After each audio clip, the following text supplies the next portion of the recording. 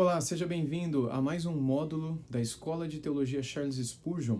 Esse módulo tratará da história de Israel e nele a gente vai procurar conhecer um pouco mais sobre como nasceu essa nação, a sua importância, a sua relevância dentro da história da revelação bíblica e também para a nossa própria vida hoje.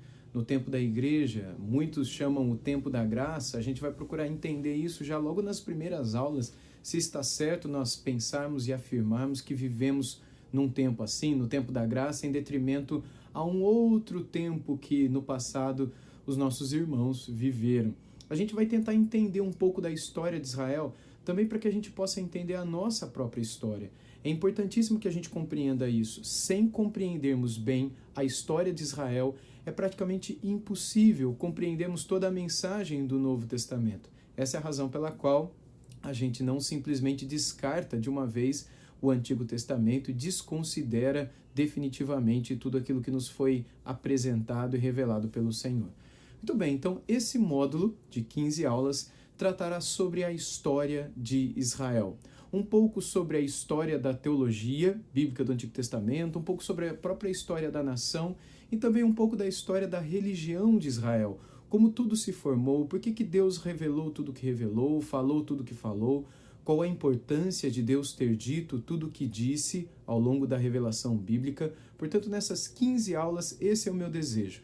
Partir da criação e a importância da revelação da criação para essa nação específica, passando por todo o Antigo Testamento, procurando entender como era a salvação antes da revelação, por exemplo, de Abel até Noé, antes de revelação bíblica existir, antes de lei existir, antes mesmo de Abraão nascer, como as pessoas ouviam da palavra de Deus, como a pregação acontecia, e a gente verá que até profetas haviam nesse tempo, e sim, havia uma grande geração de gente temente a Deus, que servia e proclamava o nome do Senhor muito antes da Bíblia nascer.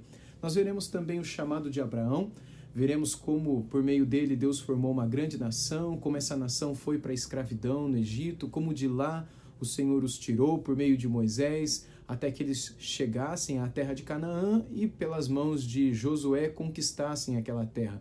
Nós procuraremos ver um pouco sobre essa conquista, chegando até o final da vida de Josué, entrando no período dos juízes, e como nesse período a idolatria acabou com a nação, como a idolatria fez morada no cerne desse povo que foi chamado para adorar um único Deus. Veremos como eles viveram durante esses séculos, período chamado de juízes, pré-monarquia, e como a idolatria devastou, mas mesmo assim a graça de Deus usou esse tempo para preparar o povo para tudo aquilo que eles seriam posteriormente.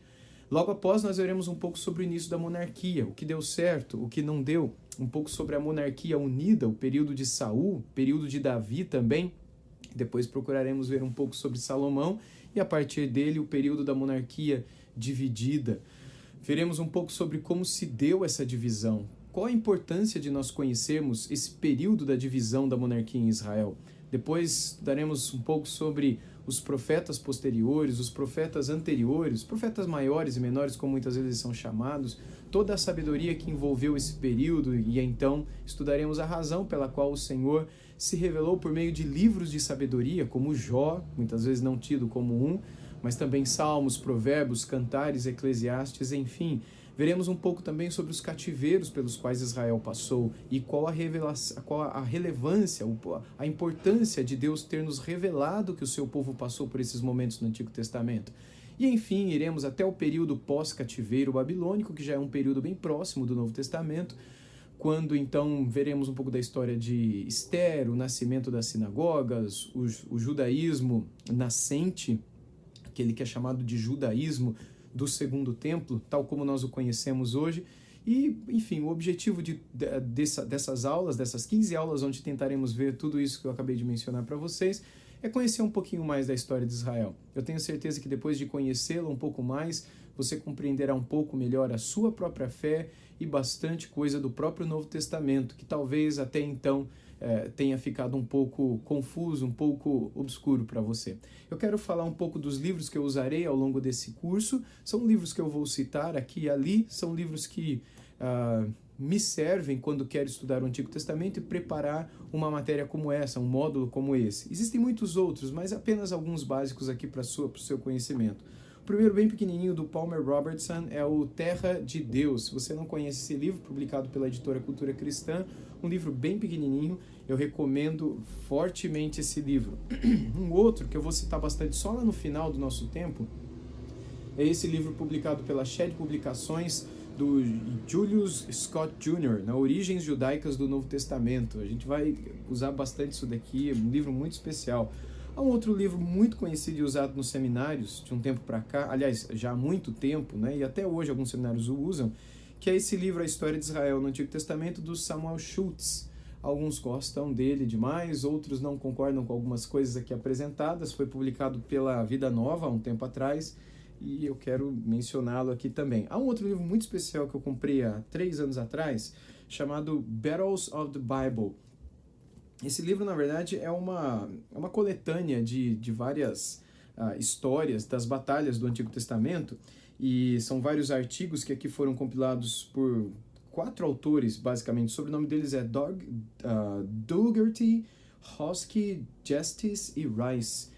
Eu vou deixar aqui para vocês, você pode dar um pause aí no vídeo, tirar um print, se você quiser também, depois eu posso te mandar o título desses autores. Foi um livro publicado lá nos Estados Unidos, foi onde eu tive a oportunidade de comprar, pela Metro Books de Nova York. Battles of the Bible, Batalhas da Bíblia, de Ai até Massada, cobrindo um período aí do ano 1400 até o ano 73 depois de Cristo. Conhecer um pouco das batalhas da Bíblia, a gente vai falar disso também aqui nas nossas aulas, nos ajudam a compreender um pouco mais também da história de Israel.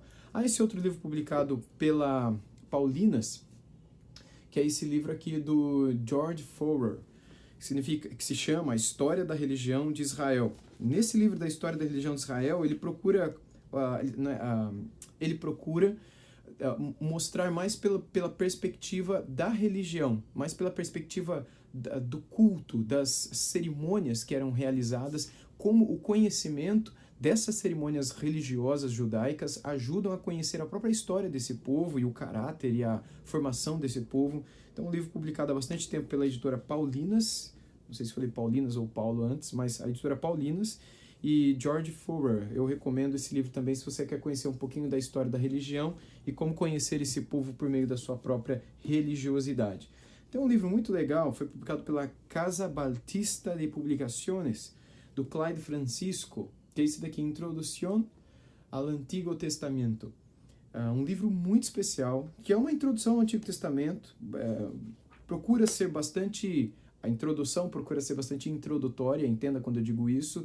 Dentro da introdução você pode fazer uma introdução bem grande, né, bem vasta. Aqui não é o propósito do autor. Ele procura ser bastante específico e objetivo, e nisso ele é fantástico, porque ele, apesar de ser objetivo e específico, ele não é irrelevante.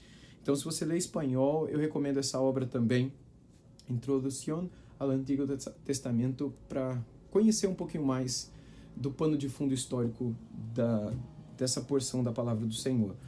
Um outro livro que tem sido muito lido ultimamente é esse daqui do John Bright, A História de Israel, foi publicado pela Paulus esse daqui recentemente, e alguns o consideram um pouco liberal, outros o consideram fundamentalista demais, dependendo do ponto de vista de onde você está.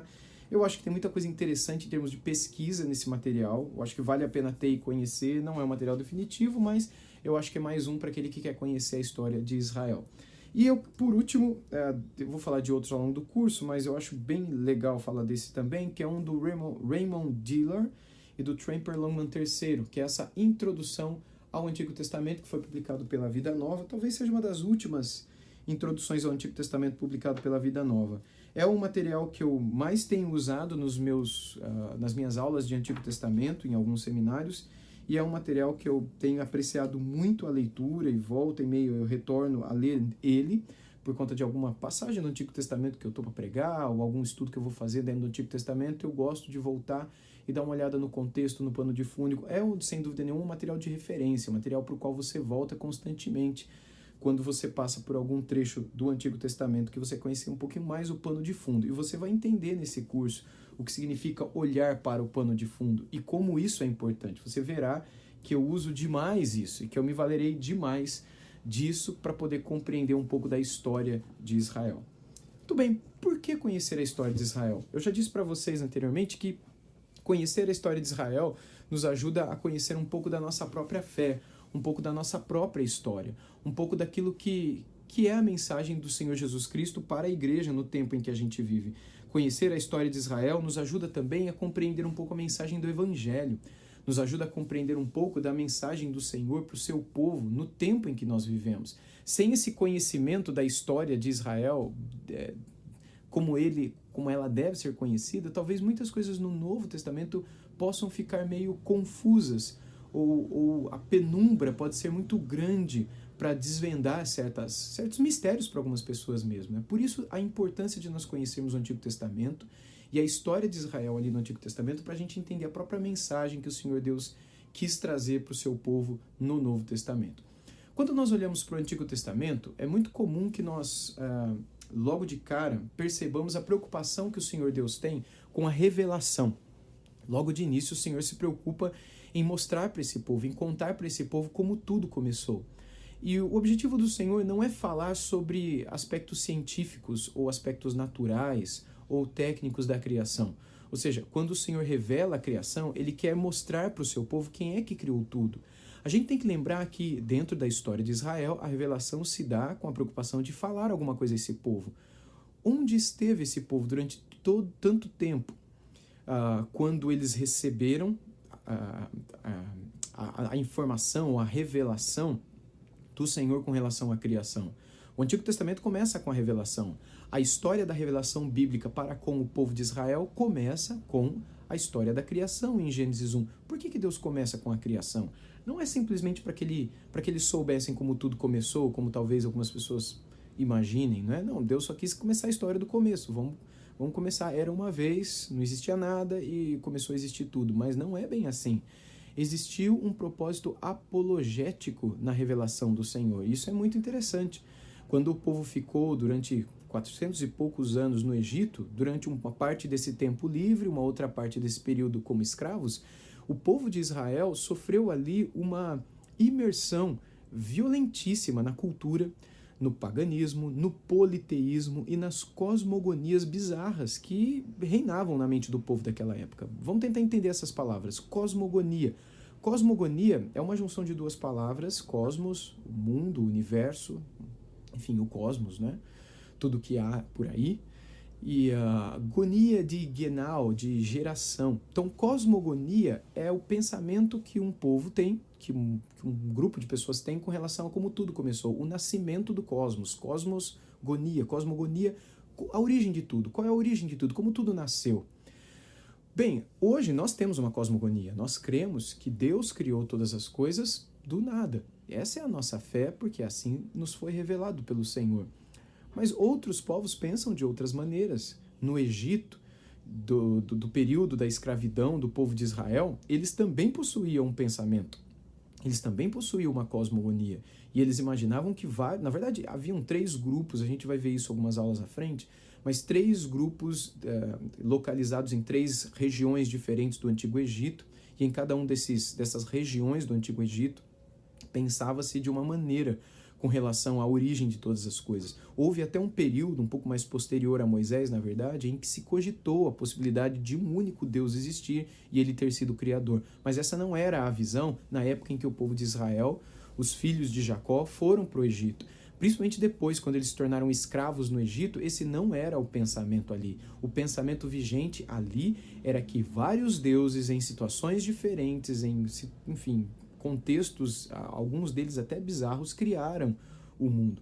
Mas muito antes dos egípcios, os babilônicos também criaram a sua cosmogonia. A gente vai ver um pouquinho isso também em outra aula mais à frente, mas apenas para a gente ter esse pano de fundo desde já, entenda, imagine que você é um desses cidadãos israelitas que talvez nasceu ali no Egito, seu pai e sua mãe eram tataranetos de Judá, ou de Ruben, ou de José. E, enfim, os nossos antepassados vieram aqui para o Egito e o nosso avô nasceu aqui, bisavô nasceu aqui, nosso pai nasceu aqui, e a gente está nascendo aqui. E a gente só vai sair daqui, talvez daqui, 250 anos. Então a gente está aqui. O que a gente aprende aqui? Aqui não é a nossa nação, aqui não é o nosso povo, a gente não tem nem liberdade, na verdade. A gente aprende o que a gente ouve na rua. o que a gente aprende com as pessoas, e nós somos um povo estrangeiro, a gente está no meio de outros povos. Aqui cada um acredita numa coisa diferente, vem gente de todo canto do Egito trazendo ideias das mais variadas possíveis. O que é a verdade? Lembra que nesse tempo eles não tinham revelação ainda, a Bíblia não existia. Existiam alguns livros, sim, Moisés inclusive cita-os nos livros, não é, que ele escreveu, Êxodo e Deuteronômio principalmente, ele cita livros que já existiam, que o povo conhecia, como por exemplo o livro das guerras do Senhor. A gente não sabe que livro é esse. Era um livro que havia sido escrito antes de Gênesis, Êxodo, Levítico, Número e Deuteronômio, e o povo já conhecia. Moisés simplesmente cita uma passagem, né, ou histórias que dizem respeito a esse livro, mostrando para nós que era um material conhecido, ou seja, havia já material escrito conhecido pelo povo daquela época, mas não era um material inspirado pelo Senhor. Então entenda, mesmo esse material que havia não era suficiente para nos ensinar sobre a nossa fé, apenas contava um pouco da nossa história, mas não era nem mesmo revelação de Deus para mudar o nosso coração e nos guiar nos caminhos desse Deus. Nós nos valeríamos, se vivêssemos naquela época, da tradição que oralmente tem sido trazida de pai para filho, de filho para filho, etc. E um vai contando para o outro e chegou até nós. E pense então, depois de 400 anos, recebendo uma lavagem cerebral gigantesca, fenomenal, como era a mente desse povo? A mente desse povo era uma mente absolutamente idólatra, a gente não pode se esquecer disso. Não era todo o Israel no Egito que clamava pela libertação, era um grupo apenas. E Deus, inclusive, diz isso para Moisés no Sinai. Deus ouviu uma parte desse grupo, Deus ouviu o seu povo que estava ali. E Deus decidiu levantar Moisés. Quando Moisés tira o povo do Egito, entenda essa parte, isso é importante. E eles saem de lá, como eles saem de lá? Eles saem de lá carregando seus ídolos, carregando seus deuses. Essa é a razão pela qual, no meio da peregrinação, o tempo todo Deus menciona a idolatria no meio desse povo. Eles criam um ídolo logo após atravessarem o Mar Vermelho ou o Mar dos Juncos. Logo após Moisés subir no Monte Sinai para receber as tábuas da lei, os 10 mandamentos, quando Moisés desce, o que ele encontra lá embaixo? Um bezerro de ouro, feito a pedido do povo, com o consenso do povo, feito pelo próprio irmão de Moisés. Entenda, havia uma idolatria impregnada no coração e na mente desse povo. Eles acreditavam, sim, que aqueles animais deuses do Egito, de alguma maneira, cuidavam, controlavam e guiavam a vida. Razão pela qual eles se voltam o tempo todo para esses ídolos ao longo de todo o Antigo Testamento. Alguns mais específicos, como Baal, Astarote, Tamuz, a Rainha do Céu, Semíramis e o Deus Sol e outros deuses ídolos que foram sempre marcados, não é? Ou que estiveram sempre marcados ou presentes na história de Israel, e alguns outros menos conhecidos e que estiveram só em algum período, dependendo da região, etc. O ponto, então, que é importante nós termos em mente logo no início, quando pensamos na história de Israel e a sua relação com o início da revelação, é que quando Deus dá a sua palavra a Moisés, de que no princípio criou Deus os céus e a terra. A terra estava sem forma e vazia, o Espírito do Senhor pairava sobre o espírito das águas, sobre a face das águas, e aí vem a criação, e disse Deus haja luz e houve luz, e depois da luz vem a criação de outras coisas, e depois outras coisas, até chegar na terra, até chegar nos animais, nas plantas, enfim, nas aves, nos peixes e no ser humano.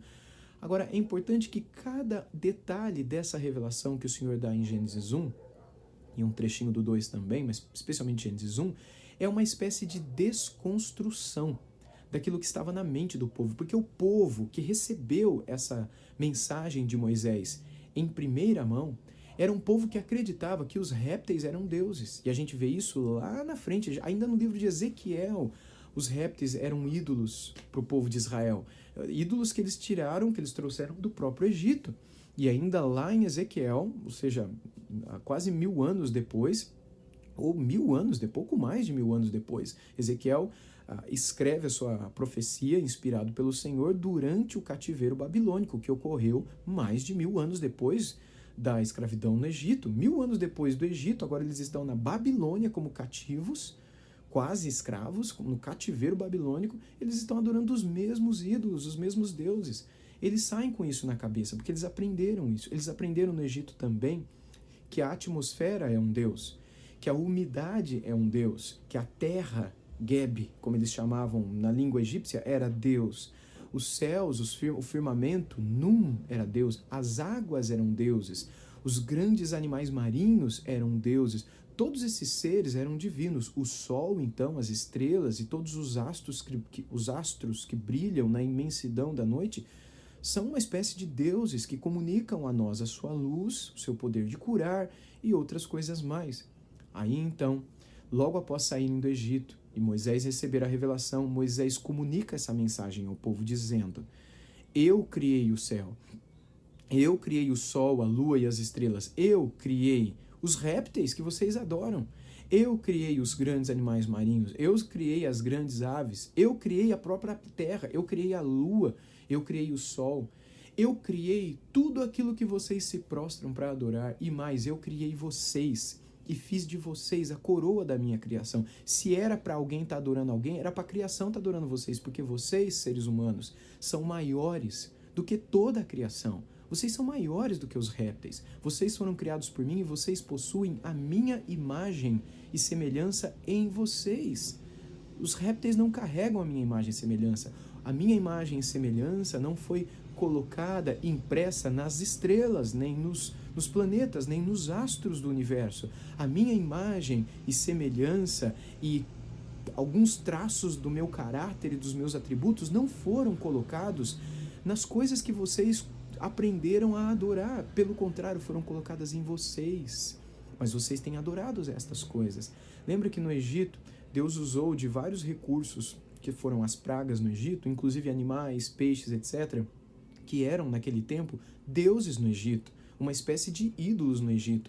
E quando Deus usa essas forças e mostra o poder que ele tem sobre elas, não foi só uma maneira de Deus comunicar a Faraó e aos egípcios, foi uma maneira de Deus comunicar ao seu próprio povo que ele, o Deus de Moisés, que estava ali para poder tirá-los de lá, era maior do que todos os deuses que eles poderiam estar temendo ou adorando.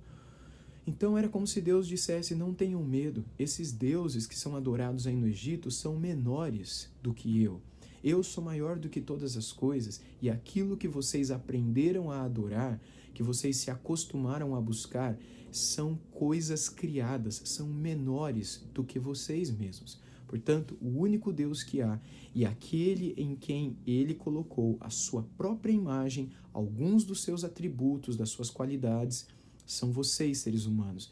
Assim começa a revelação bíblica, assim começam os 2 primeiros capítulos de Gênesis, com o único propósito de mostrar aos seres humanos israelitas que saíram do Egito que não haviam outros deuses, mas um só Deus. Nesse sentido, o livro de Gênesis, os seus primeiros capítulos, não são para nós um material científico. Não tem como propósito mostrar como tudo começou, científica, ou física, biológica, química, astronomicamente falando. O único objetivo de Gênesis é mostrar que há um só Deus que criou os céus e a terra e que colocou a sua imagem e semelhança nos seres humanos e que espera que esses seres humanos dominem sobre a criação para o seu próprio bem e alegria e para a glória desse Criador. Se eles não fizerem assim, eles jamais encontrarão alegria e prazer naquele que o criou, naquele que os criou, e, consequentemente, eles buscarão vida e alegria e satisfação e sentido na adoração das criaturas. E é isso que a gente tem visto ao longo de toda a história da humanidade, é isso que a gente vê também no Antigo Testamento, na história de Israel. Pelo fato de eles não terem encontrado no Criador a sua fonte de satisfação, o sentido da vida, eles vão para a criação, para as criaturas, para encontrar esse prazer, para encontrar essa razão. E logo no início Deus quer quebrar essa crosta de paganismo e de politeísmo que havia na mente dessas pessoas, quebrar essas cosmogonias bizarras, como o Carlos Oswaldo Pinto, no seu livro Foco e Desenvolvimento do Antigo Testamento, muito bem coloca. Um outro livro para você anotar, que vale a pena você ter para conhecer um pouco mais da história do Antigo Testamento, a história do próprio povo de Israel. Quebrar essa crosta, essas mentiras que eram abraçadas pelo povo de Deus já nesse tempo, para que o povo, então, de Israel conhecesse a sua história. A história de Israel começa, portanto, na história da revelação bíblica, com Deus querendo revelar a esse povo a história desse povo e como tudo começou espiritual e apologeticamente. Tudo começou com Deus revelando a esse povo que eles estavam errados ao se curvarem diante de outros ídolos. Uma vez que eles tivessem isso por certo, eles deveriam saber de onde eles vieram, qual a geração.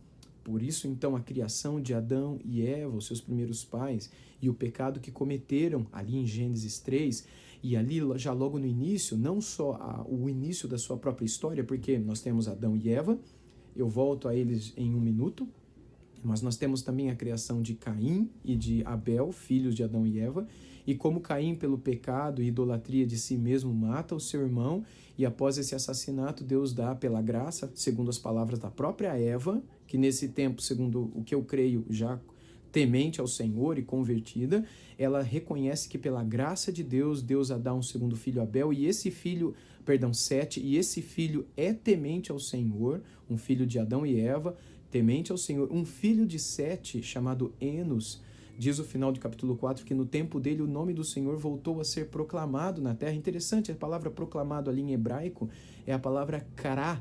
Kará, que significa anunciado, muito mais do que proclamado, do que invocado, como muitas traduções apresentam, é a expressão proclamado, profetizado. Kará pode ser usado, traduzido também como lido ou escrito, mas proclamado, e também invocado, mas acima de tudo é a expressão daquele que profetiza o nome, daquele que anuncia esse nome. Então é interessante perceber que na época de um neto de Adão e Eva, o nome de Deus estava sendo anunciado na terra para pessoas que estavam distantes do Senhor. E ali nós temos o início de uma geração chamada de Setitas, que são os filhos de Sete, chamados no livro de Gênesis de os filhos de Deus. Uma geração que temeu ao Senhor, na qual esteve Enoque, Lameque, Metusalém e o próprio Noé lá na frente, em quem um dos filhos, Sem, nós encontramos o nascimento daquele lá na frente, que seria Abraão, que seria o pai dessa nação, a nação de Israel.